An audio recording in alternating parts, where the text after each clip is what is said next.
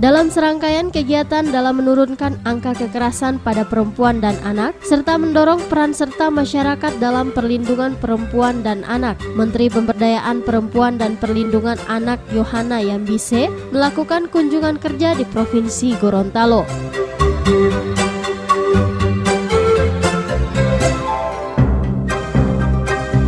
Kunjungan kerja Menteri diawali dengan pencanangan Puskesmas Ramah Anak dan Sekolah Ramah Anak di Gelanggang Olahraga Davitoni, Kabupaten Gorontalo dan kuliah umum di Universitas Gorontalo.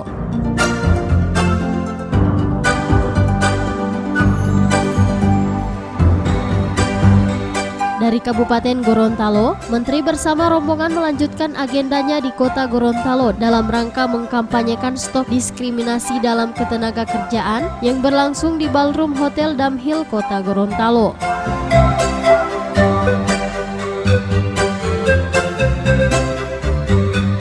Dalam acara tersebut, Menteri didampingi langsung oleh Wakil Gubernur Gorontalo Dr. Andes Haji Idris Rahim MM bersama Ketua BKOW Provinsi Gorontalo Dr. Randa Haja Nurinda Rahim MM dan Ketua Tim Penggerak PKK Provinsi Gorontalo Dr. Randa Haja Ida Syahidah Habibi MH.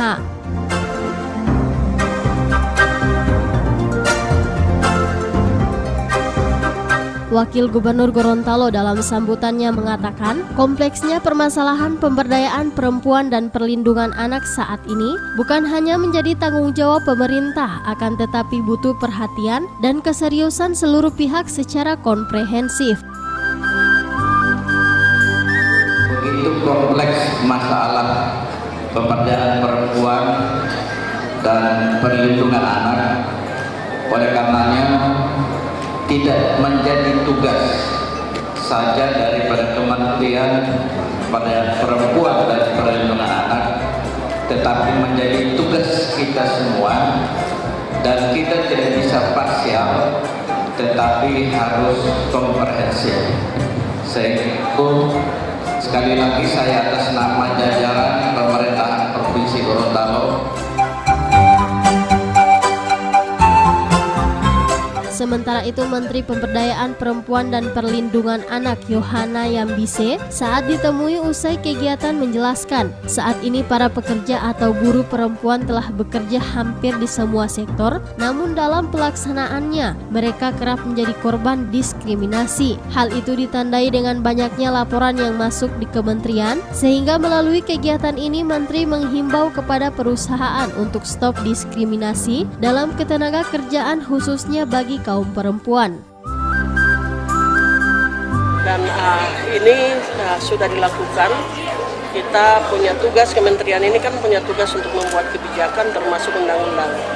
Dan tinggal bagaimana implementasinya itu tergantung dari para penegak hukum yang kami sudah lakukan pelatihan mulai dari Sabang, Aceh sampai dengan Papua untuk mereka menyadari tugas mereka, yaitu menangani semua kasus-kasus di pengadilan sesuai dengan undang-undang yang berlaku, terutama dalam menjatuhkan hukuman kepada predator atau pelaku-pelaku kejahatan yang dilakukan kepada perempuan dan anak sebagai korban. Kampanye Stop Diskriminasi dalam Ketenaga Kerjaan ditandai dengan pemukulan alat musik tradisional polo-palo yang dilanjutkan dengan penyerahan bantuan modal kepada kelompok penerima.